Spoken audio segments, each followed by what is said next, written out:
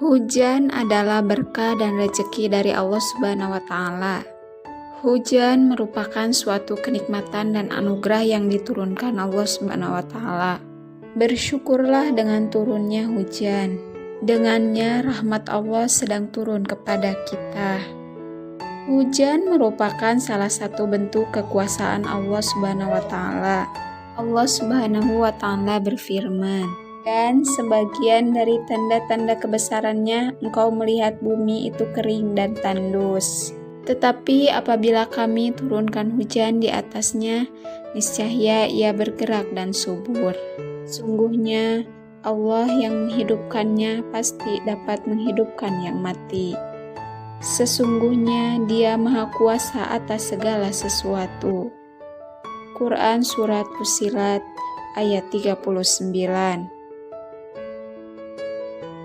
Juga dalam ayat lain Allah Subhanahu wa Ta'ala berfirman, "Maka terangkanlah kepadaku tentang air yang kamu minum.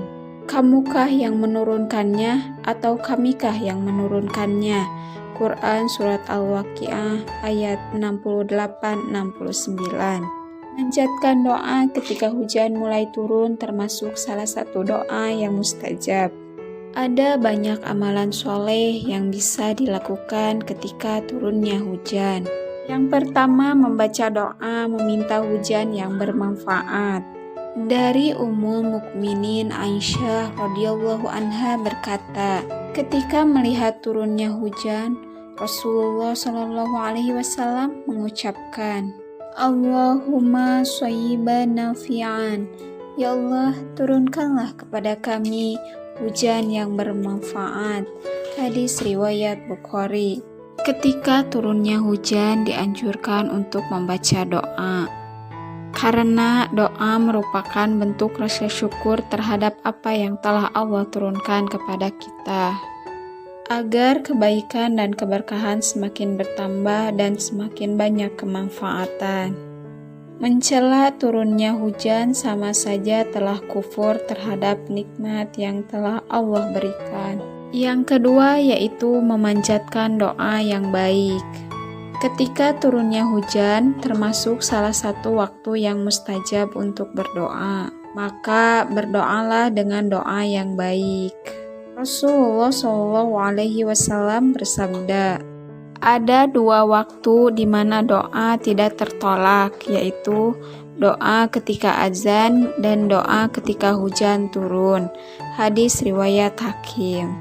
Dalam hadis lain, Rasulullah Shallallahu alaihi wasallam bersabda, carilah doa yang mustajab pada 3 keadaan: bertemunya 2 pasukan, menjelang sholat dilaksanakan, dan saat hujan turun. Yang ketiga yaitu mengambil berkah dari turunnya hujan. Anas bin Malik radhiyallahu anha berkata, kami pernah kehujanan bersama Rasulullah Shallallahu alaihi wasallam.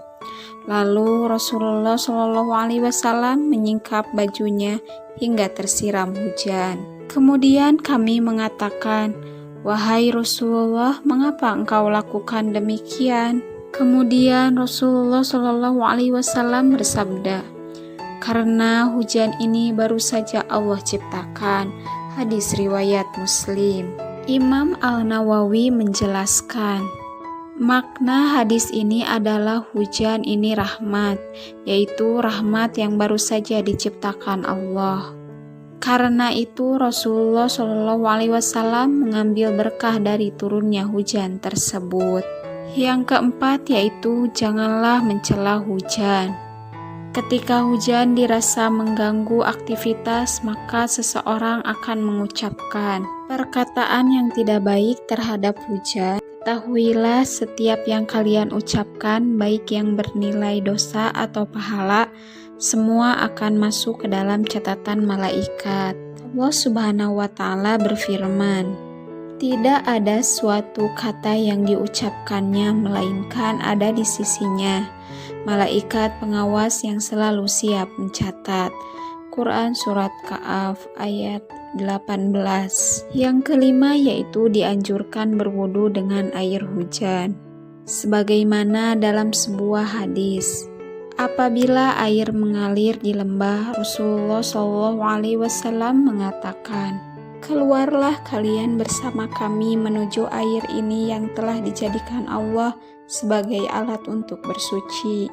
Kemudian kami bersuci dengannya." Hadis riwayat Muslim. Yang keenam yaitu membaca ayat-ayat Al-Quran.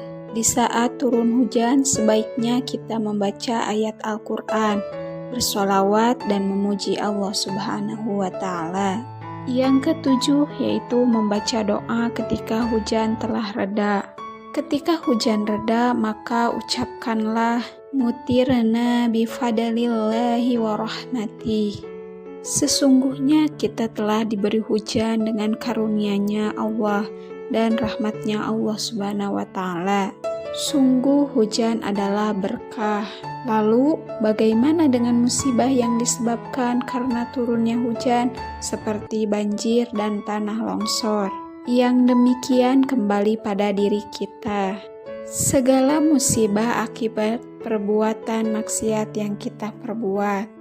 Allah Subhanahu wa Ta'ala berfirman, "Dan apa saja musibah yang menimpa kamu, maka adalah disebabkan oleh perbuatan tanganmu sendiri. Dan Allah memaafkan sebagian besar dari kesalahan-kesalahanmu."